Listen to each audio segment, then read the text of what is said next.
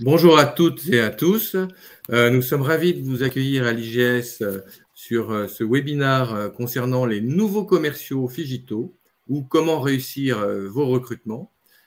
Pour ce faire, on a une palette d'intervenants de haut niveau que je vais présenter dans quelques instants.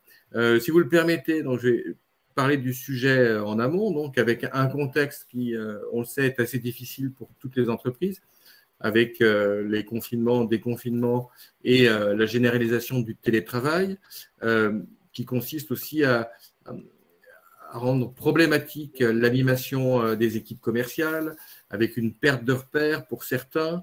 Et en même temps, on observe que sur le marché du travail, il y a des fonctions qui sont en tension, comme les Customer Success Managers, qui sont très demandés, et pas seulement dans les startups. Et puis aussi que les salaires s'envolent pour des profils rares, ce qui est un petit peu logique, puisque c'est le jeu de l'offre et de la demande. Voilà un petit peu ce qui justifie le sujet qu'on a choisi de développer aujourd'hui. Donc, on a à peu près 1 heure. Le menu de notre webinaire, c'est d'abord un tour de table avec nos amis intervenants. Ensuite, on va vous parler des raisons pour lesquelles le sourcing des commerciaux Phigito est devenu stratégique. C'est un enjeu majeur pour les entreprises. Puis, nos amis intervenants nous diront quel profil ils recherchent, quelles sont les compétences de ces profils, et surtout, puisque c'est le sujet de fond, comment sourcer ces nouveaux commerciaux Phigito, comment les rémunérer, et on essaiera de faire une conclusion sur l'avenir du commerce et l'évolution de cette fonction de commercial digital, qui est peut-être même un raccourci sémantique, donc on va un petit peu creuser. Maintenant, si vous le permettez, je vais donner la parole à nos amis invités. De gauche à droite sur l'écran, on va commencer par notre ami Jean-Pascal Albertini, et je vais te demander de bien vouloir te présenter ainsi que ton entreprise, Jean-Pascal. Merci Pierre. Bonjour à toutes, bonjour à tous. Donc Jean-Pascal Albertini. Moi à la base en fait je suis manager de transition et je travaille chez Document Store maintenant depuis 4 ans où j'accompagne Document Store dans sa transformation, que ce soit au travers de rachats d'entreprises, d'amélioration de la performance ou de projets plus structurants. Document Store, alors je ne sais pas Pierre, tu veux qu'on présente aussi rapidement l'entreprise pour laquelle Oui, que tant que faire se peut, oui. Donc Document Store en fait est un revendeur informatique, bureautique et vend des solutions et on va dire à quatre activités principales. La première qui est le métier historique, qui est la gestion déléguée des impressions. Donc tout ce qui va tourner autour de l'impression, de la copie et comment aider les clients à installer ces solutions chez eux. Le deuxième pôle, c'est un pôle informatique. Par informatique, c'est à la fois du matériel, du logiciel, de l'infrastructure, de l'infogérance. Donc, qui travaille avec les principaux acteurs du marché comme HP, Dell et Microsoft, pour citer que les 3 plus prestigieux. Ensuite, le troisième pôle, c'est tout ce qui va être le mobilier de bureau, les consommables, donc pour équiper les locaux des clients. Et enfin, le quatrième pôle, ingénierie conseil, avec une spécialisation dans les solutions de GED, donc pour aider les clients et les accompagner sur passage de processus documentaire format papier vers le format digital. Donc là, c'est très, très forte croissance dans ce secteur-là depuis quelques années. Et l'entreprise a 25 ans d'existence, une centaine de collaborateurs sur 2 sites entre Paris et Lille, et réalise un chiffre d'affaires de 65 millions d'euros. Donc voilà. Si je devais résumer un petit peu, donc vous êtes sur la gestion digitalisée de l'information d'un côté et tout ce qui est lié à l'environnement de travail de l'autre. Exactement. C'est très bon résumé, Pierre. Je t'en prie. Alors, qui plus est, historiquement, Document Store, vous étiez à l'origine l'école de vente de Xerox. Donc, ce n'est pas par hasard que vous faites partie du webinaire sur les commerciaux. Exactement. Donc, Document Store, donc à la création de l'entreprise il y a 25 ans, avait toute l'école de vente pour Xerox en France pendant plusieurs années, dont était ici. Puis ensuite, il y a eu une scission et l'école de vente est devenue vraiment une entreprise de formation à part entière. Super, c'est parfait. Donc, tu as toutes les expertises et compétences requises pour nous éclairer sur ce problème du sourcing des commerciaux Phigito, tout comme notre ami Nabil Herbib. veux-tu te présenter, mon cher Nabil? Tout de suite. Alors, bonjour à toutes et à tous. Donc, je m'appelle Nabil Herbib. Je suis aujourd'hui sales manager dans une start-up qui s'appelle Caliz. Donc, c'est une start-up dédiée à la gestion locative qui, au départ, avait une culture, on va dire, B2C, donc dédiée aux particuliers. Et depuis à peu près maintenant 1 an, on a tout simplement, on adresse notre solution qui est hybride, donc j'ai envie de dire digitale en l'occurrence. Donc, une partie j'ai envie de dire, où on a des gestionnaires classiques et une partie où effectivement on a développé un logiciel qui permet eh bien, d'adresser pour le compte de professionnels de l'immobilier la gestion locative. Donc voilà, mon job, c'est de recruter des commerciaux, de les accompagner, de les animer et de faire en sorte eh bien, de développer des partenariats avec des acteurs de l'immobilier en ce qui concerne la gestion locative. La barrière à l'entrée en ce qui concerne ce métier est assez élevée dans le sens où les acteurs avec lesquels nous échangeons ont conscience que c'est un véritable investissement pour eux. Et donc, du coup, c'est là où on vient répondre à ce point de douleur, donc, en leur permettant tout simplement d'adresser la gestion locative à leurs clients à travers notre solution. Donc, vous faites du matchmaking. C'est un peu le mythique des propriétaires non occupants ou des propriétaires bailleurs. On peut dire ça, effectivement. Excellent résumé. Mon cher Mo, toi qui es habitué au webinaire à l'IGS, veux-tu te présenter? Oui, voilà. Bonjour à toutes et à tous. Merci pour votre temps pour ce webinaire sur les Fijito. Donc, Mogocha, moi je suis donc le responsable métier business chez Touch & Sell, donc comme nous l'avons appelé Customer Chief Revenue Officer. Donc, Touch & Sell est une scale-up française qui propose une plateforme de Sales Growth Enablement. Donc, un nom assez barbare, mais commence à être fort connu en Europe. Donc, aux États-Unis, ils sont très, très loin dans ce genre de plateforme. Donc, en Europe, on commence à voir de plus en plus de Sales Enablers, de Growth Enablers dans différentes sociétés. En fait, cette plateforme va permettre d'aligner les people, les process et la technologie pour que tout ce qui est fait en interne soit aligné sur les demandes du client, au niveau de personnalisation, au niveau des solutions, au niveau de la communication d'informations. Et en fait, cette plateforme consiste en 2 piliers. Le premier, c'est tout ce qui est contenu, donc personnalisation du contenu pour les besoins du client, afin de raccourcir le cycle de vente, afin de rassembler des données pour que le marketing puisse avoir une stratégie de création du contenu qui soit à la pointe de ce que recherchent les clients et de ce que vont utiliser les commerciaux. Et puis un autre pilier qui est ce qui est training et coaching, qui va permettre en fait d'avoir un onboarding qui est divisé par 2, au lieu d'avoir des nouvelles recrues qui sont formées et qui puissent attaquer les clients après 6 mois, eh bien, c'est fait en moins de 3 mois. Ensuite, tout ce qui est amélioration de la performance par du training et du coaching pour pouvoir en fait donner l'opportunité aux commerciaux, aux ressources de l'entreprise à vraiment répondre aux besoins des clients, mais d'une façon autonome. Donc, voilà ce que fait Touch & Sell. Donc, tous les trois, vous êtes à la fois en position de recruteur sur ces profils Fijito, et la particularité de Touch & Sell et notre ami Mo, c'est qu'aussi il accompagne avec des solutions technologiques à haute valeur ajoutée la productivité et la performance de nos amis commerciaux. Alors, si on devait parler 2 secondes des enjeux du sourcing de ces commerciaux Fijito, il est clair, et je parle sous votre contrôle, mes amis, que les entreprises doivent passer la crise et se relancer. Certains d'entre vous, je ne sais pas si c'est plus votre cas, mais ont connu aussi des évolutions du chiffre d'affaires à la baisse, et puis bon, ça monte, ça descend, puisque depuis 2 ans et demi, on est un petit peu soumis au gré de la pandémie. Donc, il y a aussi le sujet de la transformation digitale qui doit aller jusqu'à la force de vente. Or, nos amis commerciaux ne sont pas toujours dans une appétence folle pour les nouvelles technologies.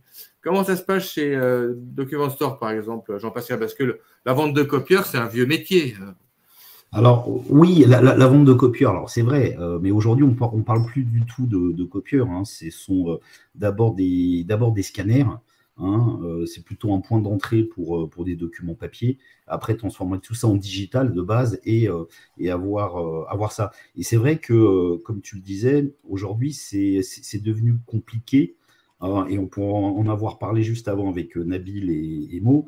Comme on disait, c'est compliqué déjà de recruter des commerciaux, d'abord, à la base. Et après, avoir des commerciaux, on va dire, Figito, ça devient encore plus compliqué. Donc nous, ce qu'on a fait chez Document Store, en fait, on a mis en place des programmes de formation que tu connais bien, Pierre, puisqu'on a travaillé ensemble dessus.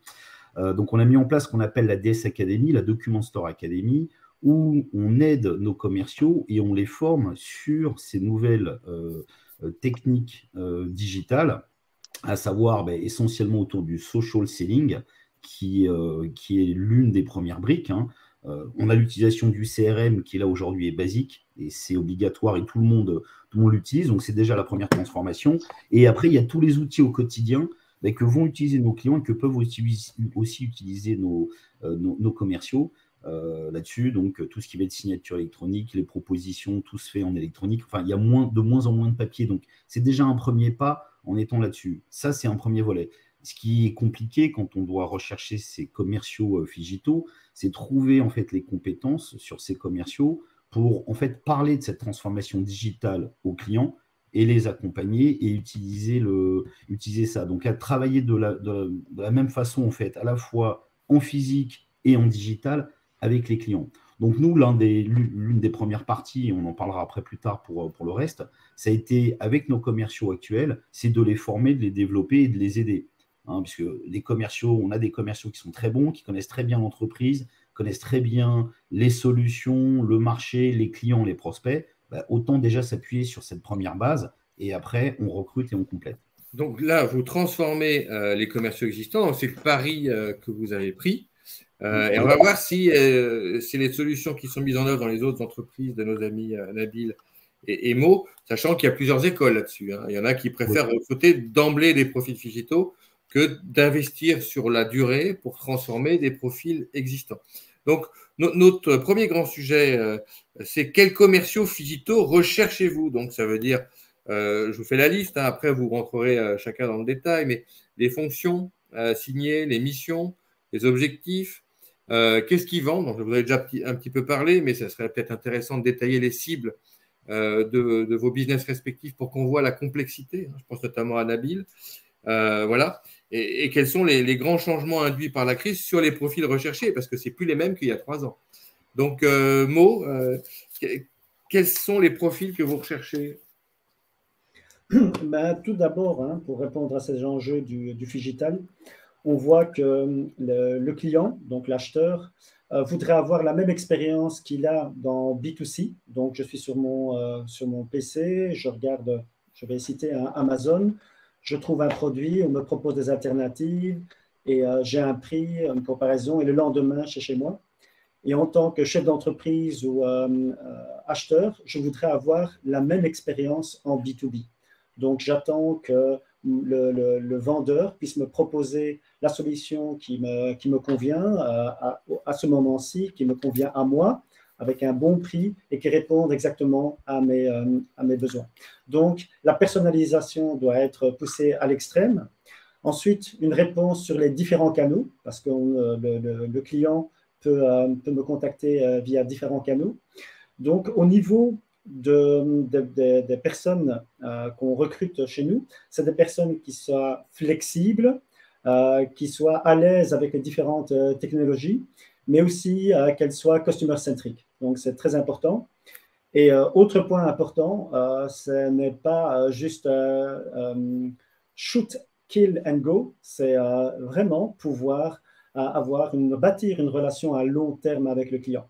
Et pour ça, il faut répondre à ses besoins, le comprendre et être là dès qu'il a besoin de nous. Donc, c'est de la proactivité, ce n'est pas juste de la réactivité. Donc, voilà le genre de commerciaux Figito que je recherche à chaque moment. Alors, ton shoot, kill and go, c'est pas loin d'ailleurs d'un film de Woody Allen qui s'appelle en français « Prends l'oseille et tire-toi ». Et ça décrit assez bien quand même la mentalité des commerciaux à l'ancienne. Je ne vais pas me faire des copains si je traite tous les commerciaux de la sorte, ce n'est pas le cas, mais voilà. Donc, et ce n'est pas le commercial digital que vous recherchez. Donc, Nabil, ils ont quel profil, les commerciaux que vous cherchez chez toi? Alors, nous, chez nous, ils ont vraiment, j'ai envie de dire, un profil hybride, c'est-à-dire que concrètement, il faut qu'ils soient ou tout simplement qu'ils aient de l'appétence pour la thématique de la gestion locative. Ça, c'est super important parce qu'ils sont aussi là en position de cherchant vis-à-vis des partenaires qu'on accompagne. Ça, c'est le premier point. Et ensuite, ils doivent bien évidemment aussi avoir de l'appétence pour le digital. Mais comme le disait Jean-Pascal, je le rejoins complètement sur le sujet, c'est-à-dire que trouver déjà d'excellents commerciaux qui soient capables de s'adapter assez rapidement à des process qu'on applique en interne, c'est déjà une priorité. Ensuite, aujourd'hui, le digital, j'ai envie de dire, on l'utilise au quotidien. La nouvelle génération évolue depuis quelques années quand même dans le digital, donc il s'adapte assez rapidement aux solutions CRM, aux solutions, aux applications qui sont de plus en plus intuitives. Typiquement, nous, on a développé une plateforme qui permet de manière assez intuitive et ergonomique de générer des mandats de gestion, des mandats de location. Et donc, du coup, c'est assez simple d'utilisation de manière transparente. Donc, du coup, voilà, c'est un peu ça les profils qu'on recherche, mais qui soient quand même capables d'avoir, voilà, j'ai envie de dire, la technicité d'un sales, d'un business developer, qui soit capable de prospecter de bout en bout jusqu'au closing. Et aussi, il y a un aspect customer success aujourd'hui, surtout au départ dans une startup, qui va être aussi donc dans l'animation en fait de nos partenaires, parce que nous, on est dans une thématique en cycle long. Et tu disais juste avant, les anciens commerciaux, il fallait juste qu'ils closent et puis merci, au revoir. Aujourd'hui, nous, nos partenaires, on les accompagne pendant toute la durée d'un partenariat. Et s'ils ne sont pas satisfaits, forcément, ils ne nous recommandent plus de propriétaires bailleurs parce que dans la gestion locative, nous, on adresse, en tout cas chez Cadiz, on adresse la gestion locative pour le compte de partenaires. Donc, il y a vraiment, on est interdépendant. Et donc, du coup, l'objectif, c'est vraiment de pouvoir accompagner. La logique de customer centric est aussi une de nos métriques, si ce n'est la métrique la plus importante chez nous, que ce soit au niveau du PNO ou au niveau du partenaire. Alors, le PNO, pour ceux qui ne connaissent pas, c'est le propriétaire non occupant ou le propriétaire bailleur. Parce que je ne suis pas sûr que tout le monde soit spécialisé dans l'immobilier. Mais ce que je remarque dans vos trois profils d'entreprise différents, c'est que vous avez une grosse complexité à gérer avant même que le Covid s'en mêle. C'est-à-dire que chez Document Store, on vend de la gestion digitale de l'information avec des scanners, de l'IT, du matériel de bureau, et puis du développement à façon pratiquement maintenant avec votre filiale lilloise qui est spécialisée dans le développement de solutions autour de la gestion de l'information. Chez Nabil, on a des populations qui ne se ressemblent pas du tout entre des professionnels côté agents immobiliers qui ont pris la révolution du digital en pleine phase avec notamment Meilleurs Agents, on est un des co-responsables d'ailleurs, et tu as participé au succès mérité de cette très belle start-up, parce qu'ils sont plus de 500 et ça a été revendu 200 millions en 2019 au groupe Aviv, ou encore chez notre ami Mo, où il faut expliquer à des commerciaux qui sont habitués à des outils de travail assez traditionnels. C'est le salon où on va rencontrer des clients ou des prospects, c'est le déjeuner, c'est le coup de fil, etc. Que, en fait, la prospection et la fidélisation des clients, ça passe par des plateformes SaaS avec un côté customer-centric évident, mais aussi beaucoup de data. Donc, tous vos business sont data-driven et customer-driven. Donc, cette complexité, est-ce qu'elle ne dépasse pas un petit peu les capacités de base des commerciaux classiques? Qu'est-ce qui veut répondre là-dessus? C'est une vraie question, ça. Ne vous battez pas. Alors, en réalité, moi, en tout cas, de mon point de vue, on fait en sorte d'accompagner en tout cas des commerciaux. Je vais utiliser vraiment, quand je dis on va les accompagner de manière à ce qu'ils puissent avoir tous les éléments à leur possession pour pouvoir adresser au mieux leurs clients. C'est-à-dire que cet aspect-là est encore, de mon point de vue, en tout cas chez Cadiz, et notamment chez beaucoup d'acteurs de la PropTech, un métier dédié. Tout ce qui est data analyst, c'est aujourd'hui souvent vraiment j'ai envie de dire, des profils qui ont vraiment cette appétence pour, en tout cas, aller récupérer de la data, mais qui vont la transformer, la faire parler pour les commerciaux. Je l'ai vécu dans le cadre de mes anciennes fonctions. Je le vis encore aujourd'hui, même si on a une casquette, j'ai envie de dire, où on va aller chercher nous-mêmes notre data à travers des réseaux sociaux, à travers des canaux qui sont pas uniquement du téléphone. Mais effectivement, je dirais que c'est quand même, en tout cas de mon point de vue, pour les commerciaux, même Figito, une thématique à part entière qui doit être dédiée à vraiment, j'ai envie de dire, à des acteurs dans l'entreprise vraiment qui sont spécialisés dans le scrapping de data, dans aller récupérer la data pour la délivrer pour le compte des commerciaux en interne. Alors, c'est très intéressant ce que tu dis, parce qu'en plus, on rentre dans le chapitre que je souhaitais développer le plus avec vous, c'est-à-dire les compétences des nouveaux commerciaux Figito. La data, elle est au cœur du sujet. Tu nous dis, et c'était le cas chez Meilleurs Agents, qu'il y a des équipes dédiées à la data qui ne font que ça, mais les commerciaux qui soient en conquête ou en fidélisation comme les Customer Success Managers, non seulement ils vont générer de la data, mais ils vont aussi consommer beaucoup de data pour être plus efficaces et plus performants. Ce qui veut dire que c'est une compétence nouvelle pour le commercial, quand même, la data, sur des bases assez élevées. Hein, c'est pas des trucs, ça ne tient pas sur un tableau Excel à l'ancienne. Hein. Donc, Mo, la data chez vous, c'est fondamental pour vos commerciaux, pour vos business development. Oui, exactement. Et je crois pas juste que pour nous, pour toutes les entreprises aujourd'hui qui veulent répondre aux attentes de leurs clients, la data est très importante, hein, puisqu'on va avoir avec cette data quelle est, entre guillemets, la carte d'identité du client. Hein. Chaque carte d'identité est bien spécifique au client, donc chaque client est différent. Donc, on n'a pas deux clients qui ont la même manière d'acheter ou d'évaluer une solution qu'un autre. Donc, grâce à ces data, à ces données, on peut voir quelques blueprints, hein, voir quelles sont les tendances. Mais alors, aller plus loin, un niveau plus loin, et ça, c'est le commercial, c'est ce qu'on demande de commercial. Comment adapter ce blueprint qui est un standard bien spécifique par rapport à une population, pouvoir l'adapter et la personnaliser par rapport à son client bien spécifique, à son prospect bien spécifique.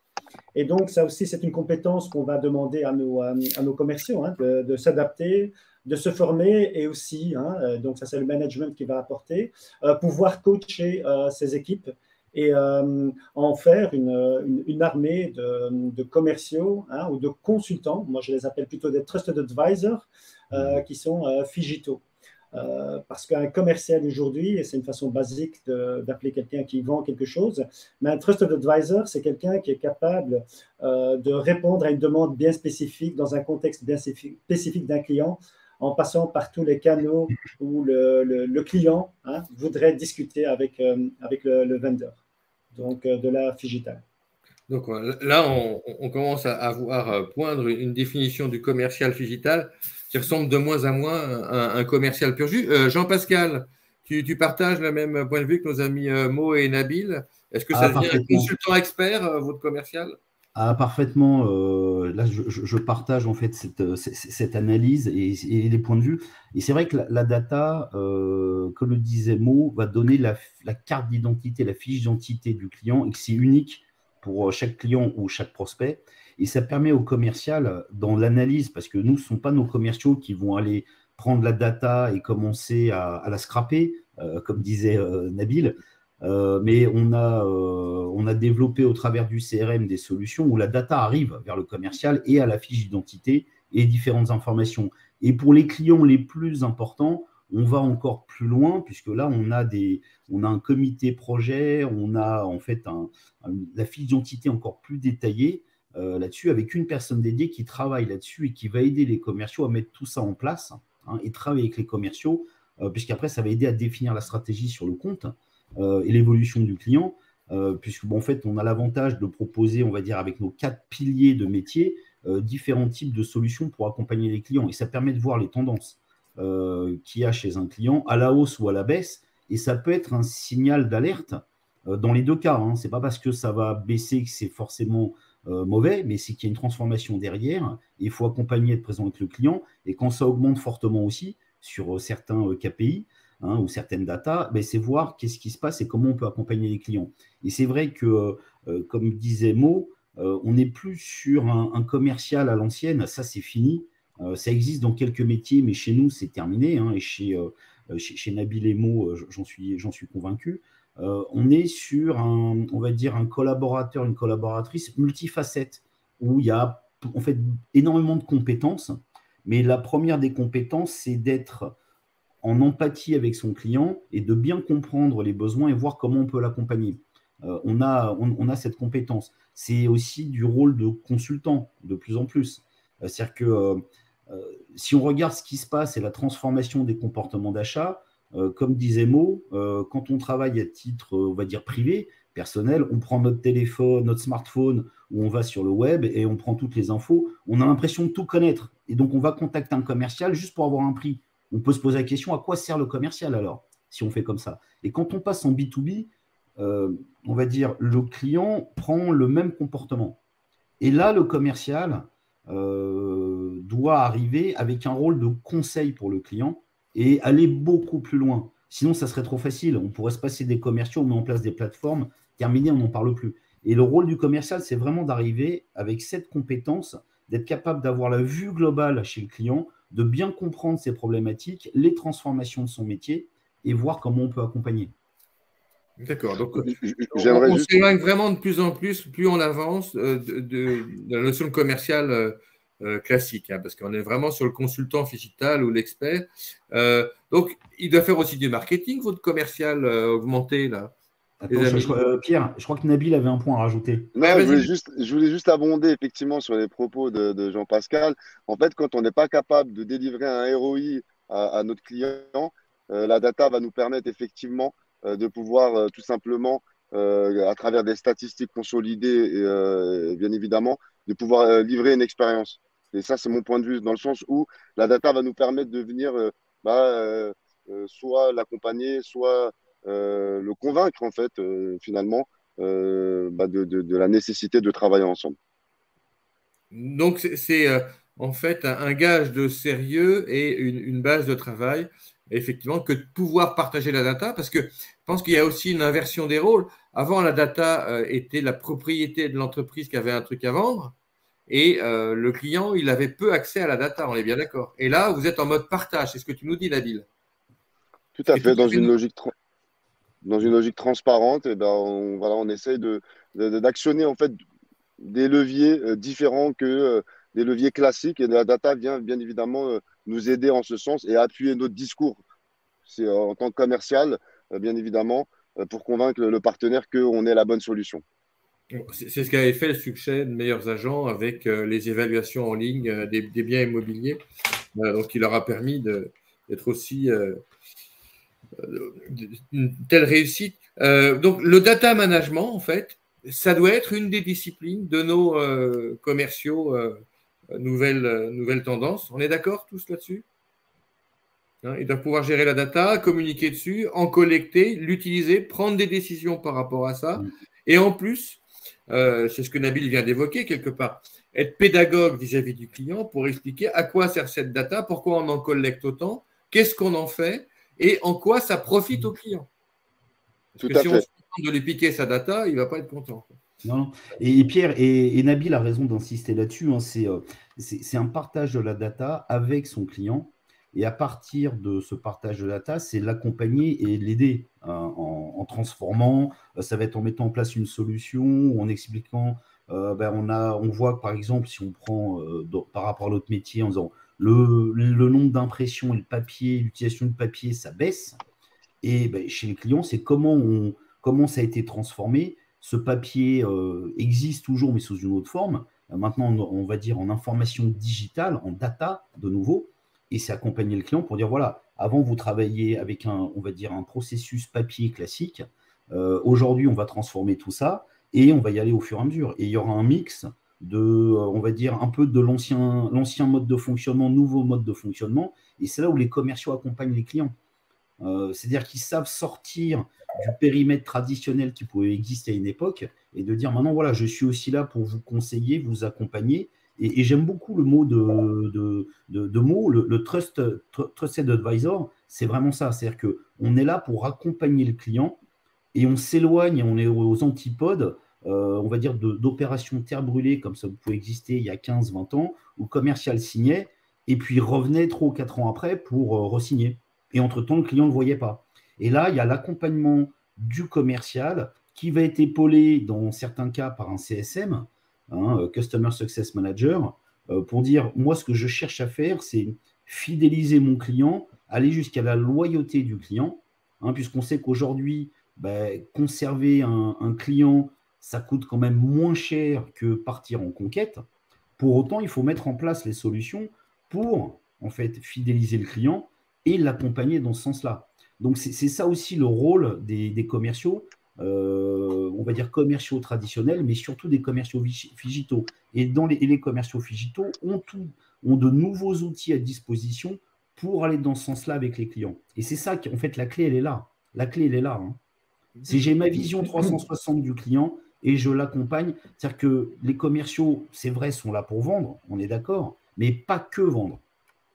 Là, tu nous fais une description de quasiment toutes les fonctions d'un marketing manager. Donc, on voit bien que le commercial, qui est souvent, d'ailleurs, dans les boîtes traditionnelles, il y a des petites guéguerres entre les commerciaux et les gens du marketing. Là, non, on voit bien qu'il y a une hybridation des compétences et que le gars, il fait de la data, on l'a dit, il fait du CRM, du social CRM et du social selling, comme tu l'as évoqué, Jean-Pascal. Du sales enablement, c'est ce que vendent nos amis de Touch and Sell, donc on ne peut pas dire le contraire. Est-ce qu'ils sont aussi obligés de faire de la gestion de projet et d'accompagner le client sur le moyen et le long terme et pas effectivement de se contenter de l'acte de vente? Est-ce que vous les avez accompagnés, vos forces de vente, vos commerciaux, avec des outils de gestion de projet, je crois, comme Trello, Asana, etc., pour qu'ils suivent le client dans le temps long, vous voyez, de manière dynamique? Nabil, tu l'as peut-être un petit peu évoqué ça tout à l'heure, non? L'accompagnement du client. Oui, effectivement. Nous, si on part de gestion de projet pure, on s'adresse à une population qui, au départ, n'a pas du tout d'appétence, par exemple, pour la gestion locative. Et donc, du coup, on est obligé, tout simplement, de l'accompagner de manière à lui donner une architecture, à lui donner aussi une vision sur comment éventuellement il va pouvoir générer un service supplémentaire, mais surtout du business en plus. Et donc, ça demande vraiment d'accompagner nos prospects au départ qui deviennent partenaires et ça demande aussi de l'accompagnement de l'ensemble des collaborateurs parce qu'on est sur un métier, nous, où, en tout cas pour les agences immobilières qui sont dans la culture du one-shot avec la transaction pure. Et quand on leur parle de la gestion, c'est quelque chose qui est assez chronophage, très administratif pour eux. Ils n'y vont pas parce que la barrière à l'entrée, je le disais en préambule, est assez élevée en termes de coûts financiers comme en termes de recrutement, en termes de ressources humaines. Et donc, du coup, c'est de les rassurer sur ces points-là et de leur dire, écoutez, on va vous accompagner, on va vous former, vous allez faire monter vos équipes en compétences et puis vous serez autonome allez, d'ici maximum 2 à 3 mois. Et ça, c'est un discours qui est assez rassurant pour nos partenaires.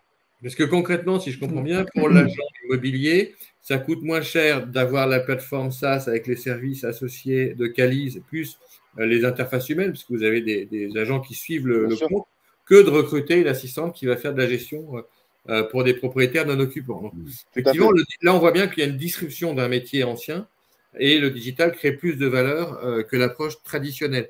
C'est sûrement aussi un sujet qui nous amène vers l'innovation produit. Alors, on en avait parlé en amont, Nabil, mais est-ce que votre fameux commercial Figital, là, il n'est pas impliqué dans l'évolution du marketing produit et il n'est pas embarqué aussi dans une certaine forme d'innovation avec le client et pour le client? Qu'est-ce qu'il veut répondre là-dessus, Nabil, justement?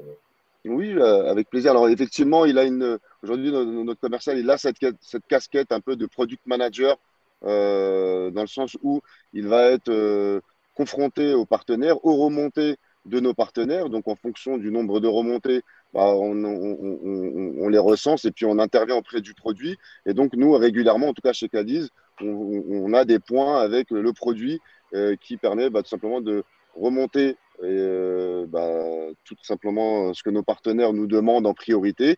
Et ensuite, en fonction des priorités, on est capable de délivrer une fonctionnalité qui nous paraît cohérente en fonction effectivement des demandes de nos partenaires. Et ça, c'est de mon point de vue en tant que commercial aguerri, c'est quelque chose qui est vraiment assez nouveau de pouvoir avoir cette casquette-là et de pouvoir aussi co-construire, in fine, l'outil, que ce soit avec mes collègues du produit, mais aussi avec nos clients, tout simplement en fonction de leurs attentes et de leurs besoins. Donc, on voit bien, et ça j'aimerais faire rebondir aussi Mo et Jean-Pascal là-dessus, que le digital ou le figital a augmenté, quand il est bien pensé, la dimension collective et le travail ensemble. Hein. Voilà, travailler ensemble, même à distance. Voilà. Donc, Jean-Pascal, ça se passe comment chez Document Store? Ils sont tous dans un open space, dans un espace physique, ou ils travaillent en mode figital, vos commerciaux? En fait, c'est une organisation sur un mode de travail qui est hybride. Déjà, bon, les commerciaux sont quand même chez les clients. Mais après, on est sur de l'open space où en fait les différentes équipes sont réunies. Hein, et là, on a même fait encore un changement récemment où on a réuni les équipes ingénieurs d'affaires avec ensemble, mais dans les différents domaines. Donc comme ça, on a vraiment une vue globale chez le client. Et on a cette fameuse vue 360 après pour aller vendre. Mais juste avant de continuer, on a eu une question sur le chat de Charles-Henri qui nous posait la question aussi, en disant il faut aussi avoir des commerciaux chasseurs. Et ça, c'est là, dans nos propos, et notamment dans les miens, bien entendu qu'on a des commerciaux chasseurs qui ont différentes casquettes. Et si on prend un client qui aujourd'hui a une offre de l'entreprise, c'est vrai qu'il va les chasser pour aller proposer les offres les autres offres de l'entreprise. C'est aussi ça son rôle de chasseur. Hein. Donc on s'entend bien. Le point pour les commerciaux, c'est de vendre tous les services de l'entreprise.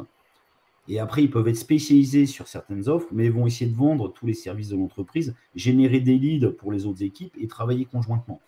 Juste pour répondre à la question consultant, chasseur, là-dessus. Donc oui, dans notre organisation, c'est du mode, on va dire, assez flexible, de l'open space avec du télétravail et on va dire du collaboratif tourné autour du client. Vraiment tourné autour du client. On est là-dessus. Super. Alors, il nous reste à peu près une vingtaine de minutes, puisque les 3 dernières minutes, je les consacrerai à la présentation du programme d'un manager commercial figital de l'IGS. Donc, avant de finir sur les compétences, moi j'ai une question pour vous trois. Est-ce que parmi les compétences phares, il n'y a pas aussi, alors c'est plutôt une qualité qu'une compétence, le mindset, l'état d'esprit des gens que vous recrutez? Est-ce que ce n'est pas fondamental au jour d'aujourd'hui? David, je te vois sourire, vas-y. Non, c'est clairement fondamental. C'est-à-dire qu'effectivement, en fait, le mindset est extrêmement important dans le sens où on a besoin d'avoir des collaborateurs qui soient investis pour pouvoir se fixer des objectifs derrière qui soient clairs. Et donc, à partir du moment où ils sont convaincus et qu'ils sont capables derrière, donc bien évidemment, d'être convaincants. Et oui, enfin, j'ai envie de te dire, oui, il faut que le mindset est extrêmement important. Bon, on peut parler des soft skills, on peut parler, voilà, aujourd'hui, effectivement, moi, quand j'échange avec des futurs candidats, en tout cas des candidats chez Cadiz, je regarde leur parcours. Leur parcours dit énormément de choses, mais aussi, j'ai envie de dire, leur passion, d'une certaine manière. Ça peut exprimer tellement beaucoup plus de choses que leur parcours professionnel. Donc oui, effectivement, le mindset, pour répondre à ta question, il est extrêmement important. Et surtout, on est, comme le disait juste avant Jean-Pascal, en fait, on est dans des open space où les gens sont les uns à côté des autres presque, et donc doivent évoluer ensemble, échanger ensemble. Et donc, à un moment donné, l'état d'esprit est quasi plus important que les compétences, j'ai envie de dire. D'accord, c'est super important. Mo, tu veux rebondir là-dessus? Oui, bien sûr, hein, le mindset est super important, comme j'avais dit en début de cette séance. Donc, ce que nous faisons au sein de nos clients, c'est aligner les people, les ressources et les technologies. Mais vous pouvez avoir les process, les tip-top, les meilleurs au monde, la meilleure technologie au monde, mais si vous n'avez pas les bonnes ressources qui ont le bon mindset, ça ne vous servira à rien. Donc, c'est hyper important. Et nous, en fait, notre punchline, c'est l'humain au centre des échanges. Donc, le mindset de la personne permet en fait d'aller dans la bonne direction. Donc, lors d'interviews, avant de se dire, ben voilà, c'est une personne bardée de diplômes, pourrait avoir les compétences, parce que ça reste à démontrer sur le terrain. Mais c'est d'abord aussi le mindset de cette personne. Est-ce qu'on voit l'ADN de Touch & Sell dans la personne qui est en face de nous? Donc, c'est aussi, ça peut être un jugement, je vais dire, assez subjectif, hein, puisque c'est comment je sens la personne qui est en face de moi.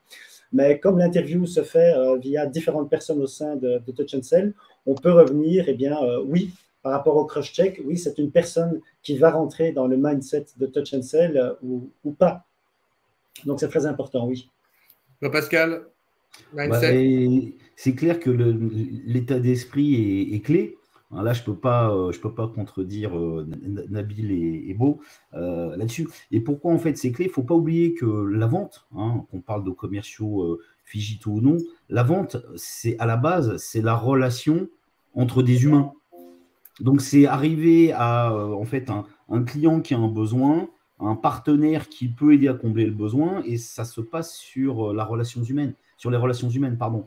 Et donc l'état d'esprit du commercial, c'est d'avoir cette appétence pour la relation humaine et après d'avoir énormément d'autres qualités pour conclure et aller sur la vente. Et c'est vrai que dans l'organisation, en ayant de l'open space, en partageant tout ça, les différents commerciaux, vont partager les informations sur les clients, sur les prospects, vont partager aussi sur des approches peut-être un peu plus techniques, vont s'entraider sur des problématiques qu'ils peuvent rencontrer. Donc, en fait, vont aussi se développer les uns les autres. Et il y a tout ça aussi qui va rentrer en ligne de compte pour aider à grandir. C'est-à-dire que, comme disait Mo, on a beau avoir les meilleurs outils du monde, où on peut même qualifier et prendre une image, on peut avoir la meilleure voiture du monde qui soit la plus rapide. Si on n'a pas le bon pilote, on n'y arrivera jamais. Hein. Okay, et en fait, c'est ça. Le point, il est là. Hein. Donc, on voit bien que ces nouveaux talents doivent jouer collectif. Et ce qui est quand même une nouvelle donne pour les profils commerciaux. Avant, on acceptait qu'un commercial, s'il est hyper performant, soit le cow-boy solitaire à la sauce Lucky Luke, et là, c'est terminé. Il doit non seulement être digital, mais travailler avec ses petits camarades en bonne intelligence. Donc, ce sont des compétences rares. Et maintenant, la question, c'est comment fait-on pour sourcer et rémunérer ces commerciaux Figito? Donc, la première question, c'est où les trouve-t-on? Alors, moi, j'ai plein de questions sur ce sujet-là. Qu'est-ce qui veut commencer à répondre? Quels canaux? Quelles entreprises? Quel réseau? Quelle formation initiale? Est-ce que vous allez sur des job boards? Est-ce que vous avez recours à la cooptation, etc. Comment vous faites, Nabil, vous qui êtes en plein recrutement? Alors nous, comme on est en phase d'hypercroissance chez Cadiz, j'ai envie de dire, on est vraiment sur tous les canaux. Donc, on est sur la recommandation, on est sur les réseaux. Bien évidemment, on va sélectionner des CV sur LinkedIn, par exemple. On n'a pas encore de talent acquisition comme dans certaines structures. Donc, nous, aujourd'hui, en plus, on a pris le parti de pouvoir de nous donner l'opportunité de nous-mêmes recruter nos propres collaborateurs de manière à ce qu'on puisse tout simplement être sûr que ce soit au niveau du mindset, au niveau aussi, bien évidemment, j'ai envie de dire, de cet aspect d'adaptabilité, que ce soit aux équipes et aux outils et surtout aux services qu'on va proposer à nos partenaires, de pouvoir avoir la main sur le recrutement. Et donc, du coup, voilà, ça passe par du sourcing de CV et ça passe par du call, des calls. On fait plusieurs calls pour pouvoir tout simplement échanger avec des profils de commerciaux. Et ensuite, derrière, j'ai envie de dire, cycle classique, hein, on les rencontre et puis ils rencontrent aussi chez nous 1 à 2, voire 3 personnes différentes de chez Cadiz pour être sûr que ça soit validé par l'ensemble des équipes. Non, ça, c'est bien d'avoir un PDG, en l'occurrence Olivier, qui a l'intelligence de vous laisser recruter vos propres collaborateurs. Ça ne se fait pas dans toutes les boîtes. Et en plus, il y a le côté collégial qui fait qu'on est vraiment sur une dimension collective. Donc, bravo. Chez Mo, ça se passe comment? Eh bien, tout d'abord, il y a la promotion interne. Hein. Donc, en fait, les meilleures personnes qui peuvent être nos ambassadeurs au niveau du digital, ce sont les personnes en interne qui veulent bouger vers un poste de commercial hybride. Donc, ça s'est fait au sein de Touch and Sell. On voit plusieurs personnes qui ont bougé vers le poste de ce que nous appelons account executive, hein, et qui font ça super bien. Donc, ils comprennent la société. Et alors, ce qui est important, hein, on disait au niveau de la communication interdépartementale, eh bien, détruire les silos. Les silos n'existent plus. On doit en fait collaborer avec les différents départements. Et ça, les personnes qui sont en interne et qui sont promues à d'autres postes, eh bien, elles le font beaucoup, beaucoup plus facilement. Donc, on parlait de data, etc. tout à l'heure. Donc, elles savent trouver la bonne data pour à communiquer aux clients. Et ensuite, cooptation interne, en interne, du moins, cooptation. On veut s'entourer des meilleures personnes. Donc, qui mieux peut apporter des CV que les personnes en interne? On veut toujours s'entourer des meilleures personnes. Et là, donc, les ressources de Touch and Sell qui vont chercher des CV, qui vont présenter des personnes qui seraient intéressées par un poste chez nous, eh bien, en général, quand elles sont engagées, elles restent, et elles restent plus longtemps. Donc, ça, c'est important. Et alors, Charles-Henri aussi a mis, n'oubliez pas les cabinets. Oui, bien sûr, on fait appel à des cabinets qui nous proposent en fait les bons profils parce qu'ils ont déjà un panier ou des données, des profils que nous recherchons directement. Ils vont beaucoup plus en détail dans les personnes que nous recherchons. Donc, oui, les cabinets sont importants aussi. Et je suppose les job boards, Welcome to the Jungle, etc. Oui, exactement. Oui, aussi. Jean-Pascal?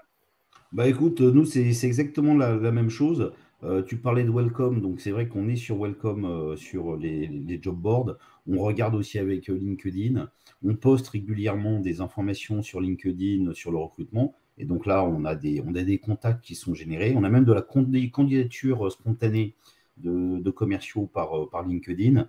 On a des cabinets, parce qu'on travaille avec plusieurs cabinets par rapport à, on va dire, au poste de commerciaux quand on recherche. Il est clair que tout ce qui va être cooptation, recommandation, c'est clé, à tel point que la cooptation, par exemple chez nous, la cooptation, c'est on offre une prime aux collaborateurs et aux collaboratrices quand il y a cooptation. On va jusque-là.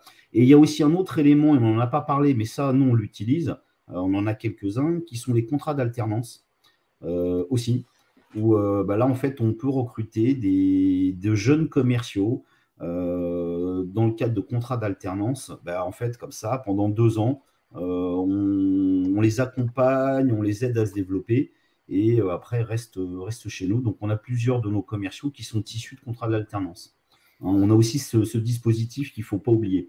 Alors ça, c'est très intéressant. Alors, il nous reste une dizaine de minutes avant que je présente le programme Manager Commercial Figital. Vous voyez qu'on est sur le thème avec nos amis d'IGS.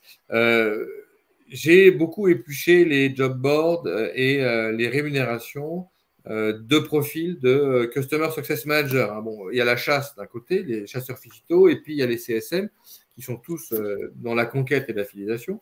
Et on voit que pour des débutants, on est à 4-5 000 euros bruts sur un Customer Success Manager. Au bout de 5 ans, ils sont à 65 000 euros. Et ça peut monter en B2B sur du très grand compte à fort potentiel. Alors, c'est une exception, mais à 110, 120 cas. Vous les payez combien, vos chasseurs Figito? Si ce n'est pas trop indiscret. Quelle fourchette vous paraît raisonnable? Tout dépend du profil et du background, bien évidemment, du profil qui candidate. Mais bien évidemment, un junior ne sera pas forcément rémunéré de la même manière qu'un senior. Et donc, ça va passer par un package qui va démarrer à 30K et qui peut aller jusqu'à 40K en fixe avec un variable qui va en face. Est-ce que le variable est plafonné chez vous? Déplafonné. Tout le temps déplafonné. Ça, c'est super. Donc, le commercial peut gagner plus que son manager s'il dépote. Exactement. C'est souvent le cas. Hein. C'est souvent le cas. Ça, c'est bien. Pareil chez Mo et pareil chez Jean-Pascal, déplafonné? Exactement, oui. Ça, c'est bien. Oui.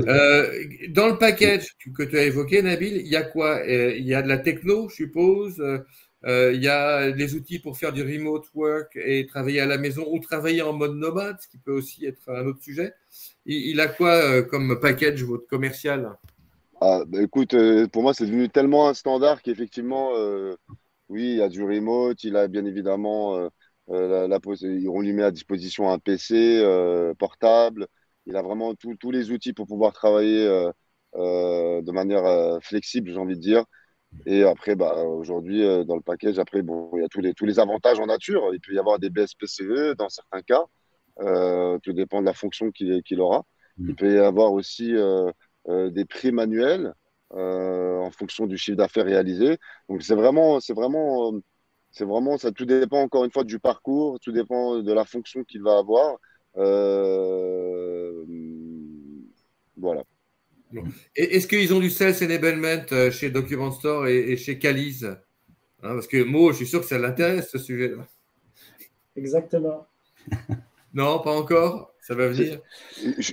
C'est-à-dire, est-ce que vous avez des outils de Sales Enablement pour les commerciaux, pour revisiter un petit peu l'expérience client en mettant toute la data et les supports dans des outils digitaux en SaaS qui sont partagés?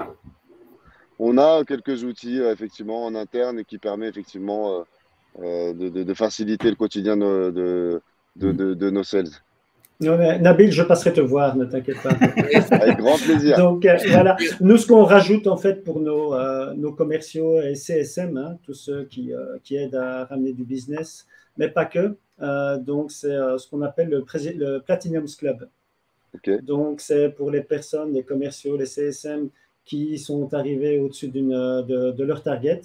Donc, c'est un cadeau, un voyage donc avec leur partenaire, que ce soit peut-être Las Vegas ou Hawaï ou Sydney.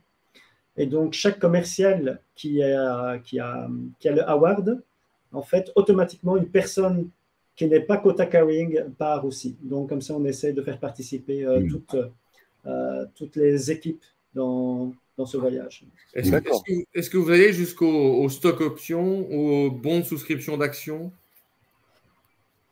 pour les commerciaux les plus performants? Non, ça ne va pas jusque-là? Non, ça va pas jusque-là. Après, pour rebondir sur ce que disaient Nabil et Mo, c'est vrai que il y a aujourd'hui dans les packages, c'est enfin du classique, hein, l'ordinateur, le téléphone portable, y compris même le casque. Hein. On fournit aussi des casques pour les commerciaux quand ils doivent travailler au bureau, à la maison, différentes choses. Tous les outils internes à l'entreprise, bien entendu. Il y a aussi, en termes d'animation, donc il y a régulièrement des challenges qui sont liés à de la performance, que ce soit en développement, par rapport à la vente, en chiffre d'affaires, des challenges individuels ou par équipe, hein, donc tout le monde va concourir. Il y a la partie, on va dire, le meilleur vendeur ou la meilleure vendeuse en fonction des différentes catégories, sur du vendeur junior, du vendeur grand compte ou de l'ingénieur d'affaires, hein, puisqu'on trouve qu'il est important aussi, même dans des équipes juniors, d'animer au sein de l'équipe junior. Parce que si on veut faire concourir un junior par rapport à un ingénieur d'affaires sur un chiffre d'affaires, un montant de marge, des solutions vendues, bah, c'est vrai que c'est un peu compliqué pour un junior, mais pour autant, on les anime entre eux et par ces différentes fonctions pour que chacun puisse jouer et la motivation. Donc, il y a ça. Et ce classement, pour le meilleur, ou la meilleure dans chaque catégorie, pareil, c'est un voyage. Donc après, libre à lui de choisir le lieu et avec qui il part, mais il y a un budget voyage qui est mis en place. Donc on a ça aussi. Et il y a régulièrement 1 à 2 fois par an, 1 à 2 voyages par an de l'entreprise en fonction on va dire, d'objectifs qui ont été fixés au niveau de l'entreprise pour tout le monde. Et après, bah, là, malheureusement, c'est du binaire, hein, où l'objectif est atteint. Et là, c'est toute l'entreprise qui part pour quelques jours en séminaire. Donc ça peut être, alors c'était un peu compliqué avec le Covid, hein, avec les limites pour les déplacements, mais voilà, ça peut être partir 4 jours au ski, 4 jours dans un endroit un peu plus ensoleillé et tout, donc avoir tout ça, et c'est ça qui après est intéressant. Et ensuite il y a un plan d'intéressement dans l'entreprise. Hein, donc bah là, avec on va dire tout le côté légal, déposer le plan auprès de la directe, auprès de l'administration, enfin, et on envoie les objectifs sur 3 ans, ce qui va être généré pour l'entreprise. Et là, en fait, il y a un plan d'intéressement pour les collaborateurs. Okay. Donc voilà, il y a tout ça, il y a tout le dispositif qui est mis en place. Bon, il me reste 2-3 minutes pour conclure avec vous, mes amis, puis après présenter rapidement le programme Manager Commercial Digital. Donc, vous avez parlé, j'allais l'aborder, de la fidélisation des hauts potentiels avec le programme Platinum ou les voyages individuels ou collectifs. Est-ce que, très rapidement, vous avez un onboarding qui est processé avec un cérémonial précis pour les nouveaux commerciaux qui sont onboardés? Qu'est-ce qui veut parler de ça? Nabil, vous avez un onboarding qui est processé? Alors oui, sachant que nous, on est sur quand même, encore une fois, une thématique assez technique. Donc du coup, forcément, le commercial Figital qui intègre Cadiz passe forcément par l'étape, j'ai envie de dire, gestionnaire, où il va comprendre le métier au quotidien des gestionnaires. Donc il va être vraiment sur tous les services de Cadiz la première semaine. Et puis ensuite, derrière, il sera bien évidemment accompagné. De manière sur ces tâches prioritaires qu'il va avoir dès la deuxième semaine. Et oui, c'est ça un peu le process. Ces premières semaines, il fait un peu le tour de l'entreprise en détente. Et la deuxième semaine, il commence à prendre, en tout cas, petit à petit, ses marques dans ses futures fonctions. Et on va faire en sorte de l'accompagner. Il va avoir de la double écoute, des échanges avec les différents acteurs de l'entreprise, de manière à ce qu'il soit bien onboardé. Parce qu'encore une fois, l'onboarding, pour moi, c'est vraiment un des points les plus importants. Parce que souvent, au début, on arrive, on est motivé, on vient d'arriver dans une nouvelle boîte. Il faut que l'onboarding soit vraiment bien fait. Parce que si on veut que ce futur candidat, enfin, ce futur collaborateur devienne un ambassadeur de l'entreprise, l'onboarding est extrêmement important. Extrêmement important. Bon, je suppose que tout le monde est d'accord là-dessus. Ah oui. Oui, c'est très important. Donc, le parcours chez Hutchinson, en fait, il y a un parcours d'onboarding bien spécifique à chaque profil.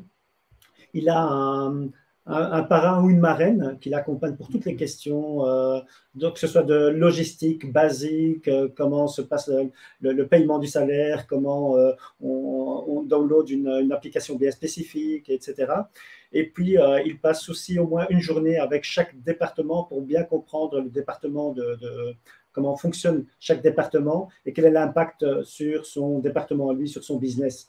Et avoir donc le réseau qu'il faut pour pouvoir savoir, donc, dès qu'il est actif, qui je dois contacter pour tel ou tel problème, pour telle ou telle question.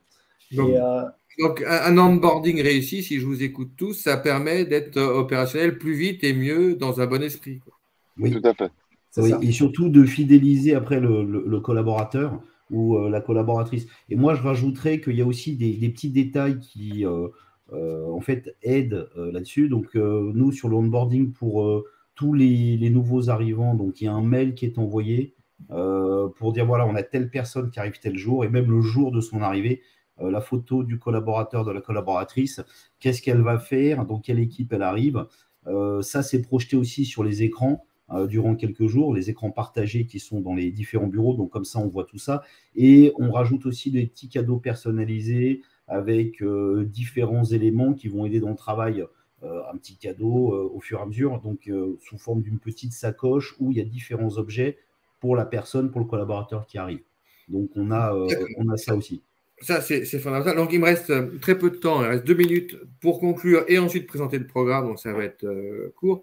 Moi, j'ai l'impression, en vous écoutant, mes amis, que ces nouveaux commerciaux Figito, c'est une tendance durable et il y en aura dans 100 ans. Est-ce qu'on peut être d'accord là-dessus? C'est-à-dire que ces profils-là, ils seront d'actualité dans 5, 10, 15, 20 ans. On est d'accord ou pas? Oui, d'accord. Ça dépendra de l'intelligence artificielle qui va Exactement. Oui, bon. Alors, sous réserve que ce soit encore des commerciaux humains, voilà. Oui, je suis d'accord avec toi. Est-ce qu'on peut encore parler de commercial ou commerciaux, même Figito, après tout ce qu'on a dit pendant presque une heure, parce qu'ils font du marketing, ils font du data management, ils font de l'innovation, ils font du marketing produit, ils font de l'expérience client, ils font de l'innovation participative, du CRM, du social CRM, etc., etc. La gestion de projet, et j'en oublie. Donc ça, c'est tout ce que vous avez décrit. Est-ce que vraiment ce sont des commerciaux? Moi, j'ai un gros doute là-dessus. Je trouve que le terme commercial n'est plus adapté. Est-ce qu'il ne faudrait pas réinventer cette fonction? Qu'est-ce qu'il veut s'y Très bonne question. Oui, c'est une bonne question, Pierre. Après, on va dire, c'est une question d'appellation et qui aide à définir le rôle que les uns et les autres peuvent avoir dans une entreprise. On va parler d'un nom. Après, c'est plus qualifié par l'activité. Dans certaines entreprises, on va dire que c'est un commercial, un ingénieur d'affaires, un consultant. On va avoir différents noms. Après, tout dépend, en fait, c'est lié à leur rôle On pourrait poser la même question sur un CSM. Est-ce que c'est CSM dont il faut parler ou trouver un autre nom? Là, on est sur ingénieur commercial, là, tu es dans les années 70-80. Non, mais c'est justement, Pierre, je fais exprès de reprendre ces termes. Voilà, le nom a évolué. Après, tu as la fonction qui évolue, tu as le profil, et on va dire, c'est un changement de nom, mais il y a bien un rôle qui est à effectuer, qui au final est pour un collaborateur, une collaboratrice, de proposer les services et les solutions de l'entreprise à un client. On est sur cette relation. Avec un périmètre qui s'élargit, qui devient beaucoup plus complexe, on peut mettre différents noms, mais voilà, on peut avoir beaucoup de différentes choses. Et comme dit Charles-Henri, ça peut être un business developer. Il y a des entreprises qui utilisent ce nom-là. On peut avoir plein de noms différents. Le tout, c'est, oui, business developer, c'est peut-être le terme qui, en ce moment, colle le plus à ce qui se passe. Alors, vous avez un mot à rajouter en conclusion sur ces nouveaux profils, Mo ou Nabil, parce qu'après, je présente le programme. Oui, chez nous, on les appelle des conseillers de confiance, hein, des trusted advisors, parce qu'ils doivent créer une valeur commerciale qui est unique et qui est convaincante. Donc, unique et convaincante, c'est bien comprendre les besoins du client, pouvoir les répondre, comme on l'a dit, hein, sur les différents canaux, que ce soit en face à face ou que ce soit en remote, sur WhatsApp ou sur les moyens sociaux, et bâtir ce lien de confiance. Hein. Je suis avec vous, monsieur le partenaire, pas monsieur le client, mais monsieur ou madame le partenaire, parce que je comprends votre challenge, je comprends votre problème et je vais vous aider à apporter une solution. Pas apporter un produit qui va coûter X, mais apporter une solution. Donc, on voit bien se dessiner en fait la population qui est en charge du business développement en deux groupes. Hein. Ceux qui sont plus sur la chasse, donc vous appelez les conseillers de confiance, moi j'aime bien le terme, et puis les fameux Customer Success Managers qui sont plus sur l'accompagnement et la fidélisation. Nabil, tu es d'accord avec ça? Je suis complètement d'accord avec ça. Et moi, de mon point de vue, qui s'appelle responsable du succès client, qui est un compte manager, qui s'appelle business developer, nous, en fait, ce qu'on recherche, c'est comme disent nos amis, pardon, anglo-saxons, des A-players. C'est les futurs leaders. C'est les futurs leaders de l'entreprise. Après, leur fonction, enfin, je veux dire, l'intitulé de leur fonction, de mon point de vue aujourd'hui, il évoluera en fonction voilà, des usages. Ceci dit, le plus important, c'est vraiment trouver nos leaders de demain. Mais par contre, l'intitulé est quand même important justement pour qu'il soit signifiant et que ça ne soit pas un truc affreux pour le client, parce que l'ingénieur commercial ou l'ingénieur d'affaires, bon, oui. ça fait fuir des clients. Alors, je vous remercie infiniment tous les trois pour votre brillante participation. Si vous le permettez, je vous garde 2-3 minutes de plus pour présenter le programme Manager commercial Figital. Vous voyez, à l'IGS, on a trouvé une solution. Manager qui fait du management. Commercial, ça reste son métier. Et Figital, ce sont les outils qu'il utilise. Donc, je dois avoir normalement mon support PowerPoint qui va apparaître. Je ne sais pas s'il est là. Hop, voilà. Oups. Et donc, les caractéristiques du programme Manager commercial Figital, c'est un titre RNCP donc de niveau 6, donc un diplôme, qui est complètement en phase avec les enjeux et compétences d'aujourd'hui qu'on vient de décrire avec nos amis Jean-Pascal, Mo et Nabil. Les objectifs du programme, c'est de mettre en œuvre et de piloter la politique commerciale et marketing de l'entreprise. Vous voyez qu'on a associé le marketing et le commercial dans une orientation stratégique qui est de type alignement stratégique, avec des objectifs et des budgets, qu'on déploie une stratégie de gestion et de fidélisation de la relation client, c'est customer-centric, comme le disait Nabil tout à l'heure, qu'on est aussi dans le pilotage de la gestion financière et juridique, parce qu'il y a aussi une pluridisciplinarité au sens où le manager commercial Figital doit être compétent sur la gestion budgétaire, la finance, et puis aussi le juridique, les conditions de vente, par exemple. Et notre nouveau manager Figital doit animer des équipes commerciales et marketing toujours dans un esprit de performance économique et sociale, parce qu'il y a le lien social qui compte. Voilà les objectifs du programme en quelques mots. Quand on regarde de près, il y a 5 blocs de compétences qui regroupent des différentes journées de formation. 1, la maîtrise des fondamentaux de la stratégie commerciale et marketing. Donc oui, Le manager commercial digital est aussi un stratège. Il doit comprendre une stratégie, pouvoir en élaborer une et ensuite la mettre en œuvre. Le deuxième bloc de compétences qui est assez lourd, puisque je m'en occupe, donc il est riche, il y a beaucoup de modules, c'est sur la conquête et la fidélisation des clients, donc la relation client, puisque les organisations doivent être customer-centric et que l'expérience client devient absolument fondamentale. Troisième bloc, sur la mise en œuvre du plan d'action commercial et marketing. Évidemment, c'est fondamental. Et le quatrième, c'est comment on pilote la performance commerciale avec différents indicateurs de management d'une business unit. Et enfin, la partie management et RH, je dirais, qu'on a bien développé aujourd'hui avec les compétences des nouveaux commerciaux sur l'animation et le management des équipes commerciales et marketing, donc les deux étant au service du client et de la performance de l'entreprise. Voilà pour les 5 blocs, ce qui nous amène aussi aux différentes formules. Vous avez la possibilité pour ceux qui sont intéressés de faire le programme management commercial digital en temps accéléré avec majoritairement du présentiel et quelques blocs en distanciel. Voilà. Et ça commence bientôt, puisque c'est le 4 octobre qu'il y a un démarrage du temps plein accéléré. Et ceux qui souhaitent tout faire à distance, puisqu'on est dans le digital pur, là, dans une formule qu'on appelle Digital Learning accompagné avec du coaching, vous pouvez le faire en 338 heures, donc il ne fait pas une grosse différence d'heure. Et là, le démarrage du programme est le 5 septembre, sachant que vous avez aussi la possibilité d'avoir des parcours individualisés, de prendre bloc par bloc avec un système de validation des acquis de l'expérience professionnelle. Voilà pour ceux que le programme Manager commercial digital intéresse. Maintenant, je remercie encore vivement et chaleureusement nos amis Mo, Nabil et Jean-Pascal pour leur gentille, charmante et très efficace participation. Et je vous dis à bientôt pour un prochain webinaire avec nos amis de l'IGS. Merci infiniment. À bientôt. Merci. À bientôt. Merci. Au revoir. Au revoir. Au revoir. Au revoir.